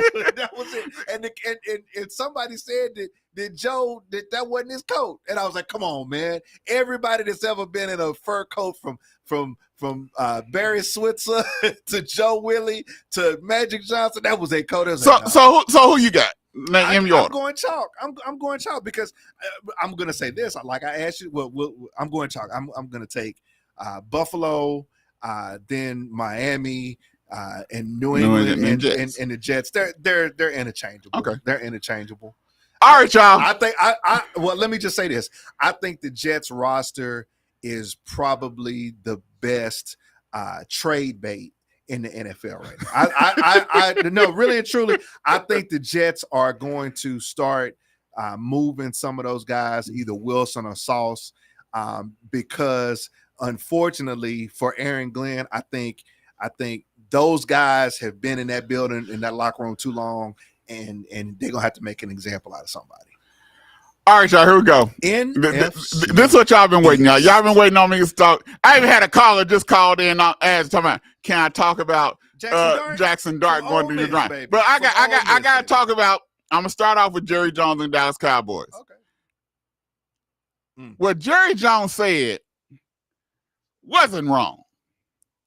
What? Hold on. What? This is what I'm saying. Put the camera on me, please. Hold on. Listen. No. This is what I'm saying. What he said wasn't wrong. Okay. But when he said it was wrong. Mm-hmm. You might know it's the truth because what he said, hey, he can get hit by a car, and you giving him a guarantee. What he said wasn't wrong, but you ain't supposed to say it out loud in a press conference. That's what I'm saying. That's what people don't get. I'm not saying Jerry. Can Jerry say some stuff off the wall? Yeah, we all know. Okay. And be having you scratch your head like, what in the world is this man talking about? But some stuff he's saying is the truth. But Jerry's that old person that done reached a certain age, and you can't control what they say no more. And you be like, Dad, Grandpa, you can't say that. I can say whatever I want to. I done paid my dues. And that's Jerry. Here's the thing about Jerry Jones. And this, I'm just gonna be real with you. Jerry Jones has come to the point in his life that what's most important to him is headline. Is telling the story of how he's become the owner of the Dallas Cowboys. And the GM. You know, and so what I mean by that is this. Jerry has to keep the attention on Jerry. Yes. In order to tell the most important thing to him, which is Jerry's story. Okay. Yes. So no, winning is not the most important thing to Jerry. The relevance of the eyeballs is the most important thing to Jerry. Well, what Jerry don't get, Dallas is going to be people going to talk about Dallas whether Jerry do what he do No. or whether he don't. I No. disagree with you. I disagree with you. I'm telling you. Whether Jerry say anything, because there's times that Jerry don't say anything, and the first thing that people talk about. Come on, watch. He gives a press conference after every game. He always says something. He's the only owner that does this. I know where you're going. Well, I'm saying the first thing that sports talk about is Dallas. I know where you're going, but here when they lose, when they win, but Jerry got to understand whether you win or whether you lose, Dallas is going to first thing. Because I tell you right, if Dak wasn't with the Dallas Cowboys and he was on some other team, he'd be a backup. Dak could be an All-American. People say with Dak numbers and he ain't won no Super Bowl, they wouldn't have a fit. They wouldn't say anything. They'll say they'll jump for joy with Dak's numbers. But let me ask but you because he played for the Dallas Cowboys, let me ask you there's an issue. Before Al Davis died, how relevant was the discussion about the Raiders? Because the Raiders were, in many instances, the same thing that the Cowboys are. A big brand that had success decades previous, but had not won lately. Oh, but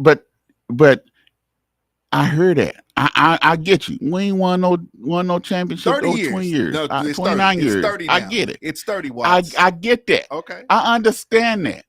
But what did I say? The reason why we're America's team because we're always in someone's mouth. Yeah. Whether they love us or whether they hate us. But no matter if you can be talking about college football. But some kind of way, Dallas is going to get proud in that. The hate is fueled because of the gas that Jerry puts on the fire. Man, that hate was fueled. No, but let me finish. When we got beat by the Chicago Bulls, Chicago Bears, before Landry got fired, 44-0, people hated. People was jumping. They threw a party. Oh, I revel in the fact that y'all lose. That's what I'm saying. But it's because Jerry continues selling the Kool-Aid that everybody jumps on, that the glory is coming back. But am I right though? No other. But I told it. Am I right? What he said wasn't wrong. It's when he said it, and some things need to be kept in your mind and not out your mouth. No, I'm not going to disagree with that because I get Jerry. Jerry, as soon as they put a microphone in his face, you know you supposed to get something. As soon as they put a microphone in his face, no, he knew he had to say something provocative. And it don't make, and like I said, it don't mean what he said wasn't the truth. He just shouldn't have said it. Because you know what the next conversation becomes? And this is why he shouldn't be the general manager of the Cowboys. Just like we tired of the LeBron-Mike debate. Mike's the greatest ever, okay? But Jerry does this because he knows the debate of whether or not he should be the GM. People want to say, well, Mike, you want to know what Michael Parsons in training camp? Because he done seen this MO before. And he know I'm going to get paid. Well, let's go. So I might as well come to training camp. Let me ask you because it's only a matter of time. And Michael Parsons sitting there, him and his agent, they sitting there with their hands rubbing together saying, okay, so Cincinnati Bengals, I need y'all to sign. Go ahead and sign Trey Hendricks, Cincinnati. Because as soon as y'all sign Trey Hendricks. Let me ask you this question, but while we got a few minutes left.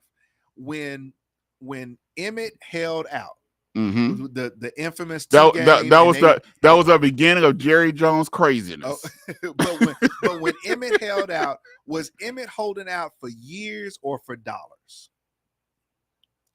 For something in me, I thought it wasn't. He wasn't trying to be the highest paid running back, no. But he wanted a longer contract. He wanted that I'm gonna retire Cowboy deal and he was gonna get paid tomorrow. He didn't want more money, but he wanted a longer contract. I think it was a 5-year deal. He wanted a longer contract. Like okay. So what got contentious about that was that Jerry was kind of dangling the carrot of Emmett's pretty much done, and we don't need him.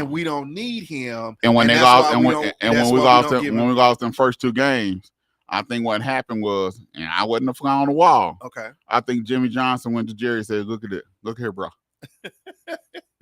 Look here." But see, you had a different regime with Jimmy. You better Jimmy get and Jerry. Emmett in here and get Emmett in here now. But and I remember a story. I think Pat Jones told this story that but there was the opposite. That Jimmy was basically like, okay, I'm getting ready to show y'all. I'm going Jerry. I'm getting ready to show you how valuable Emmett is, because to Jimmy, not signing Emmett was a disvalidation of what he did, who selected him. You see what I'm saying? So he has some skin in the game too. You see what I'm saying? Jimmy had some, okay, I'm going to show this fool. But also it was a disservice to what Emmett had already done leading up to that. Sure. He and Jerry didn't understand. Like right now, Jerry don't understand how important a running back is. Jerry done flipped back to when he didn't sign Emmett and think a running back ain't important no more. That's a running back is not important. It's not important. Yeah, okay. It's not important. Okay, keep thinking that one. I've been thinking that one for a while. Yeah, you've been thinking, but you know, good work. That running back is very important. It's a devalue. But okay, let's get off that because we spend all day talking about Jerry. But let's talk about NFC. Let's talk about the NFCs, and let's talk about you got the Washington Commanders. You have the New York Giants, the Philadelphia Eagles, and you have the Dallas Cowboys. I'm gonna give you my picks right now. Hold on. Okay. Let's break them down. All right. Let's break them down. All You right. got the New York Giants. I think the head coach is on the hot seat. The whole organization. Jackson Dart. He will start some games. I think they had to sign him because they passed on Shador, but they like Jackson Dart. But they don't. The coach likes Jackson Dart. And the coach is supposed to be a quarterback whisperer. Because when from what he did with Josh Allen, which made him the quarterback whisperer, but Josh Allen has a skill set. I'm not saying Jackson Dart do or don't. We don't know. We'll find out. But that whole thing about him being a quarterback whisperer is just that's such a false. He got a job off the fact that he was coaching one of the best guys in the game. So the New York Giants defense, and I'm hey, we don't lie on this show. We tell you the truth. Okay. Defense is they got a receiver on the second year, heck of a receiver. Mm-hmm. Can they get him the ball? And I'm trying to think what else they got. That's about it. That's it. The tight end. Jackson retired. Y'all better let Russell Wilson run for his life. Leave Jackson Dart on the bench. Let Jackson Dart learn from Russell Wilson and Jameis Winston, and allow Jameis and Russell to run for their life. Because that's what you have with the New York Giants, and with that schedule that the New York Giants have, that gauntlet that I don't know who New York Giants pissed off, but they pissed somebody off. Because that schedule they got at the beginning of the season, let me see what they got a gauntlet, man. Now, okay. They got a gauntlet for you. I won't say anything because I'm gonna make you mad here in a few minutes. But go ahead, keep going. But I know you probably cheer the New York Giants on. I think the Giants are gonna be. I think the Giants, they're not gonna be the worst in the division. See, this is why I say we talk real stuff. This one people see. This is what I'm talking about now, because Dallas can be top notch and people still hate on them. No, I'm not. I think Dallas will finish ahead of the Giants, but I think somebody's gonna finish behind. I think somebody's gonna finish behind the Giants. Watch the Commanders. Yes, sir. Cellar dweller. Okay, so let's talk about the Giants. What do you think about the Giants? I think the Giants' problem is, I think the Giants are going to do their work early and it's going to fall apart late. I think this head coach, I think is going to be fool's gold for a few weeks. You do have Russell Wilson at quarterback, who has just shown us that as the season progresses, and people catch up to what he's doing, and he's not built for the long haul. But I think the Giants are going to be able to win some games early on in the season. That's going to make everybody take notice. I mean, they play division games in Kansas City coming out, but their fourth game is against the Chargers. You know what I'm saying? They got the Commanders, Cowboys, and the Chiefs. Chargers. I think the Chargers are going to be a whole lot better. Am I Herbert fan? The Giants will probably win week 1 against Washington. Seriously. Then they got that Saints. That's their win. Chargers. Then Saints, they got the Eagles, Broncos, that's Eagles, wins, 49ers, Mhm. Bears, Packers, Lions. Then they got the Patriots, which is probably a win. Commanders, Vikings, Raiders. Then they end with that. They got a gauntlet, especially in that middle. If they survive that, survive that from week week 3, week 3. week 2. Because honestly, because I'm gonna tell you something. We haven't got to the NFC West, AFC West yet. But honestly, I think that Kansas City this year is going to play Dr. Jekyll and Mr. Hyde football. To be perfectly honest with you, Kansas City is going to be on a mission, and they're probably going to play some of their ugliest football to start the season, and just for them to just ramp up for the playoffs and a Super Bowl run. Yeah. So I think the Giants are probably going to look good against Kansas City. I wouldn't take them to beat Kansas City, but I don't think that early season gauntlet is going to be the gauntlet that it looks like on paper. But what I'm saying, they got one break in there in the middle. The Broncos going to be improved. The Eagles, they got one break in the middle of that. That's it. One. And that's the Saints. True. I think that Chicago game is going to be the game that, because I look for Chicago to be coming up a lot. I look at it. Jackson Dart is going to be. Ooh, here come a prediction, prognostication. Let me see. When does they buy? They buy us week 14. See, they buy us not until after they play New England. Oh, Jesus, it's not. Mm-hmm. That's why I was looking at their schedule. I'm like, hold on. When does they buy? They got a little bit of a buy between the Eagles and the Broncos because they got 10 days. Because they play a Monday night or something like that. Yeah. So I think they play Thursday. Yeah, they play a Thursday. Jackson Dart will probably start after week 9. And after October 9th. That injects life into a team. After October 9th, Jackson Dart will be starting. Okay. That always injects life into a team because they don't have film on them. Yeah. So, but they ain't just help. Help as far as making the playoffs. I'm not saying making the playoffs. I'm not talking about making the playoffs. All right. Let's talk. Watch the Commanders. We talked briefly a little bit last week about what we got to hurry up. All right. We talked briefly about the Commanders last week. I think Jaden Daniels I think he is a good quarterback. But I think it was fool's gold last year. It was. I think that the Commanders is not as good as they were made out to be last year. They won a lot of fluky games last year. And it showed when they went to the playoffs. It showed. They got outclassed. Will they be better? Nope. They haven't made any additions. Debo, but I mean, they're gonna try to use Debo like Debo was using San Francisco, and I don't think it's gonna work. But they can't. They don't have that same roster. Yeah, they don't have the personnel to do that. And honestly, if you're thinking about making Jaden Daniels a running threat, you are thinking about making his career short.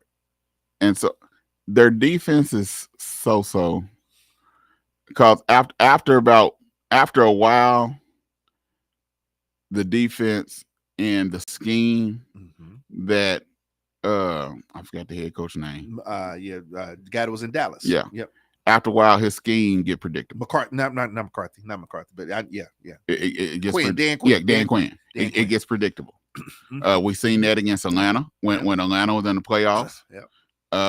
We've seen it when in Dallas, where the defense got predictable, and we've seen it with the Washington Commanders last year.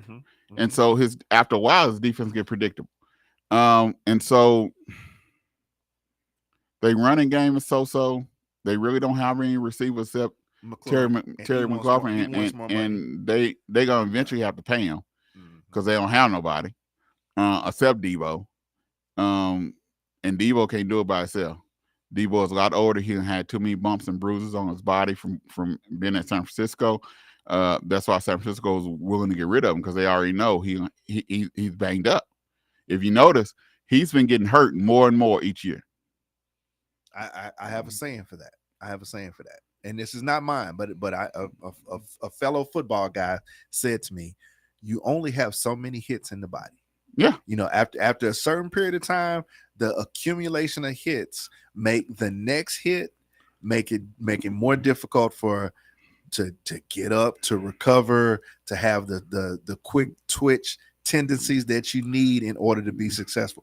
And I was like, man. Yeah. So that was one of the things whenever I talk to athletes, football players, I always ask them when it's getting to be, when do the hits get magnified? And it's like, and now.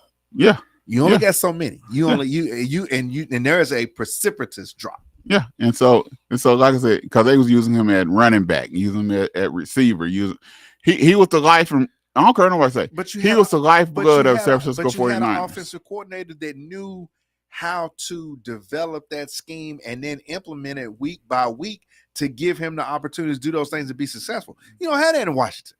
And you don't have a quarterback. If you're thinking that Jaden Daniels is a running threat, you are thoroughly mistaken. Yeah, it's gonna be interesting because he's a thrower first. That's what he's that's always what he does. He don't look at him even at Arizona State. He threw the ball first. Exactly. He is a thrower first, and I'm not talking about this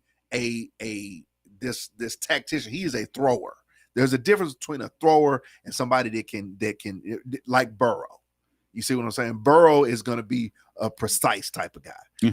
But if you're talking about having Jaden Daniels as some type of running threat or getting him to move around, okay, go ahead, do so at your own risk. Then you got in the NFC, you got the Dallas Cowboys. Y'all were thinking, I thought you were gonna put Dallas last. No, they're not the champions. It's the Dallas. You got the Dallas Cowboys. I think they are a wild card. If you push Jerry out the way. There you go, Tom. See, it's saying something crazy was coming. Oh, go ahead, but stop. I think with the receivers that they have, I think having another receiver besides Lamb and they got a tight end. Their issue is Will Sanders and I forgot the other dude they picked up this year. Will they produce? Sanders used to be a Philly. Mm-hmm. Will they produce? Mm-hmm. And that's the issue because they got a tight end. Mm-hmm. They got two receivers. Mm-hmm. I don't care nobody say, yeah, was he a problem at Pittsburgh? Oh, he was. Yeah, but the dude got talent. Mm-hmm. And I know that there's sometimes you can be a problem here, but go somewhere else and it's a whole different ball game, whole different set, whole different program. Mm-hmm. They got Lamb, which they always needed another receiver. Is Lamb a number one? Yeah. Okay. I think so. Because Pickens believes he is. I think so. Because Pickens believes he is. Now, unless okay, go ahead. I think Lamb is a number one. Okay. I really do. Okay. But does Lamb believe he's but the number one also needs another person on the other side that can help out. And Dallas never had that. Okay. All right. But the thing is, what helps them is you can't double who you gonna double? I don't think you need to double either one of them. Oh, you're gonna have to double. If you go single coverage on either one of these jokers, and if they use them correctly, only thing about the problem with Lamb, Dallas never moved him around.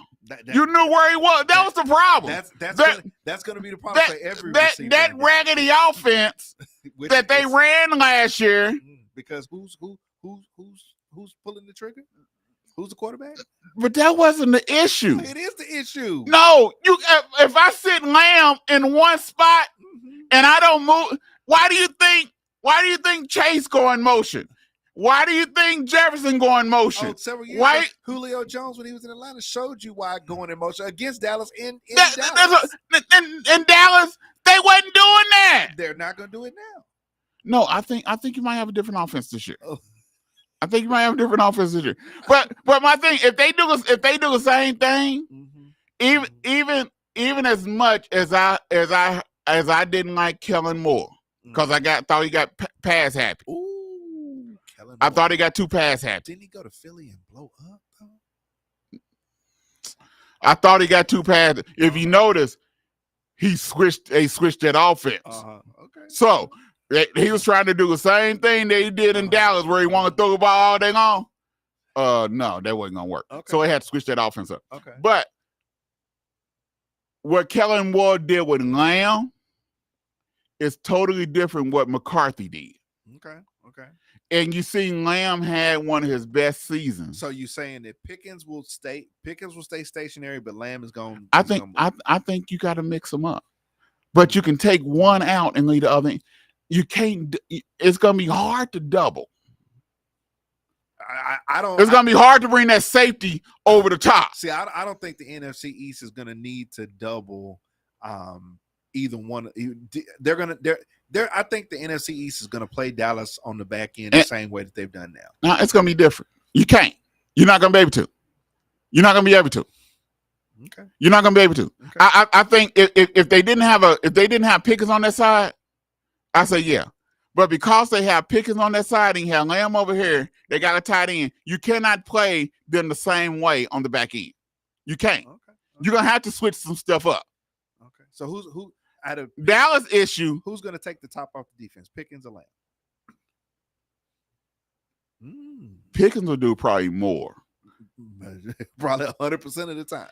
Yeah. Lamb is more of a slant guy and go. Okay. He more gets his stuff off slants and then he breaks. Okay. All right. Even when he was at OU. Okay. Dallas issue is, what is that linebacker core gonna do? What's that offensive line gonna do? The offensive line is straight. Okay. All right. The offensive line is straight. Offensive line is straight. That's the question mark. They're young and if you hear Smith talking. Because I was listening, I've been in Texas, so I've been listening, they show up. Smith is talking totally different than he was when he was a freshman, when he was a rookie. Okay. He's 3 years in. That offensive line is going to be straight.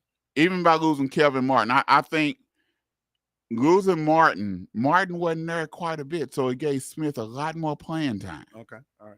So I think that's going to make a big difference. Okay. Dallas issue is that linebacker. Yeah, they don't have are they gonna be able to stop the run? Yeah, I know we got Marshall that used to be at OU. But still, is Dallas gonna be able to stop the run? I'm still skeptical about Diggs. Diggs come off another injury. I'm skeptical about him. What, did he can cover? Period. Maybe Diggs needs to move to safety. Bland couldn't cover a paper bag. So Bland was is a nickel corner. Okay, all right. He got exposed when he had all them 6 interceptions. It was coming in as a nickel guy. No, he was corner, but the quarterbacks was throwing the ball behind the receiver, all this other stuff. He didn't have no choice up there to set the ball. But he eventually got exposed. So, but last but not least, Philadelphia Eagles. Defending Super Bowl champions with a top 5 quarterback in the game. I mean, I'm gonna let you talk about this. You talking about top 5? I'm gonna sit back there. Does Philadelphia have issues because of how much they lost on defense? Yes, they do. But now, what Philadelphia gives you the opportunity to say is, okay, we may need to score more points as a team this season because we're going to give up more points on what we lost defensively. We may have to put more pressure on people. Like I said last week, that AJ Brown thing wasn't a fluke. I thought about that. I thought exactly about what you said, and I think it's come to a situation where, okay, if he wants to be a malcontent, the question becomes, where does he end up? And I think the biggest thing for A.J. Brown, when he was desperate to get out of Tennessee to get to Philadelphia, I think at the end of the day, he may make some noise, but he does not want to go to Siberia in the NFL. I think that scares him more than anything. And I think that's how you line him up. Well, I think A.J. Brown he's still gonna be there, and he's still a threat. You still got to. They do have a 1-2 punch. And see, that's why I'm saying I think that this year Philadelphia has to ramp up and put the hammer down a little bit more offensively to make up for what they lost defensively. So that's why I'm taking Philadelphia in first in the East. I'll go ahead and say the Cowboys will back into a second place finish in the East. The Giants and the Washington Commanders to go back to where they should be, is back in the cellar of the NFC East. They just don't have the Commanders. What is this new having a new offensive coordinator again this year for Jalen Hurts? He had a new offensive coordinator pretty much every season. Every season. Jalen Hurts is the black quarterback that the NFL wanted us to believe didn't exist. What is the that black quarterback that couldn't think? The black quarterback that could think, that is a force multiplier, and it doesn't have to all be based on the physical ability. But my thing is, what is the offense? I think that's as much as the defense, because they got so many people, is interesting on what they're gonna do. I think that offense is too, with a new offense coordinator again. Is he gonna come in and keep doing things the same way? Or is he gonna come in and what is he gonna do? They're gonna have to have a little bit more octane. They're gonna have to have a little bit more octane this year. Now here's my question. Out of these two conferences that we have talked about, since I know we long on time, AFC East and NFC East, is there a team that we have discussed that is going to be in the conference championship game? I'll go first. Yeah, Buffalo is going to be in the conference championship game. In the NFC East, I'm going to go ahead and say yes. I think we may have yes. I think Buffalo, Philly and Buffalo. I think Buffalo has a shot. Anybody else in the AFC East? No, not a chance. In the NFC, it's only Philly. It's only Philly. So there's nobody else. Because the NFC is not real strong. Okay. None. I'm talking about the NFC as a whole. Okay. We've already hit the NFC North. You said nobody from there. Now we're on the NFC East. Now you're gonna leave the NFC South and the NFC West. If I had to answer now, you do. I'm gonna say Philly. Okay, all right. Dallas is a wild card, and like I said, I'm not just. I tell it like it is on here. And if last year we did a poll, and I was naming teams, and as a Dallas fan, I didn't even have Dallas making the playoffs. I didn't even have Dallas as a top 20 team. And I'm a Dallas fan. When you really look at it from player to player, top to bottom, I didn't have Dallas as a top 20 team. Yeah. But right now, I don't know what with the addition of Pickens on offense, I think we are going to score some points. And I know you on that because he's on you. He was on your Pittsburgh Steelers and I think Pickens. I think Pickens is a talent. I just think Pickens. I put it. If Pickens keep his head on straight, that makes Dallas offense. Because one thing we can say, if Dak got the receivers, Dak. I think, and I'm not a Dak lover. I think Pickens thinks that he is a Chase, a guy in Minnesota. I think Pickens thinks that he is something that he is not. I think he can be if he had his head on straight and he put in the and I don't know. I can't say he's not putting in the work because I don't know what he do. He could be, but you have to base the offense about him. The offense has to be geared to him the way it is for. Well, I don't think this offense is going to be geared to him. So that my friend is the problem. And that's one thing that they had to understand. It's CeeDee Lamb, and then it's you, and that's where and that's what Jerry look at. It's for when Jerry paid them. It's CeeDee Lamb, then it's you. So my thing is, I think he has an understanding. I hope he has an understanding. But Pickens thinks he's Jefferson, that he's Chase, that he's Tyreek Hill. That he thinks he is that guy and should be treated as such. Well, we're gonna see. It's getting interesting. But like I said, you said you got Philly, Washington. No, Philly, Dallas, Washington. Giants. No, Giants. Washington. Washington in the basement. I got Philly.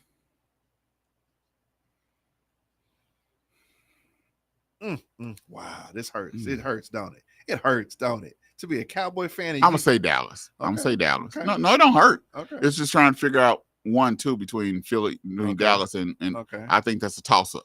Okay. Okay. But I'm gonna say Dallas because I'm a Dallas fan, so I'm gonna say Dallas. But I do really think it's a toss up between Dallas and Washington. What if there was an employee? What if? And the thing that I'm wondering is, what if Dallas? In my pick, what if Dallas and Washington are flipped? What if Washington maintains and Dallas takes a step back? Wow. Then Jerry Jones gonna still make all the excuses in the world, and still be a GM. So ain't gonna be nothing new. Next week. That's what I'm saying. Ain't gonna be new. So that's just what it is. So, but I got the Giants last. Okay, but hey, scripture for the week. Hey, I told you we tell you like it is on her. Okay. We don't sugarcoat nothing. Okay. That's why people love us, because we keep it real. We homies. We'll ask you, what barbecue you like? Beef, barbecue beef, bologna, or pork ribs? Hey, we don't care. All right. Scripture of the day, for we do not wrestle against flesh and blood, but against principalities, against powers, against the rulers of the darkness of this age, against spiritual hosts of wickedness in the heavenly places. That's Ephesians 6:12. Hey, it's football season. It's getting, hey, y'all know our honeydew list is coming up real soon. Y'all know we give our honeydew list. It's coming up real soon. But hey, that's $2 Sports Talk Show. We like to thank our special guests being on here. We appreciate Mr. Byron Perry. That's a bark. Next week I'll be doing the show remotely. Hopefully you might be here. I think you'll be here. Yo should be in here. He was had health issues today, so he couldn't make it. So we're gonna break down some more playoffs when we get back. Y'all know how we do. It's fun. Let's go Steelers. He don't really mean it. He hopes so. All right, y'all. You barking us, we bark back.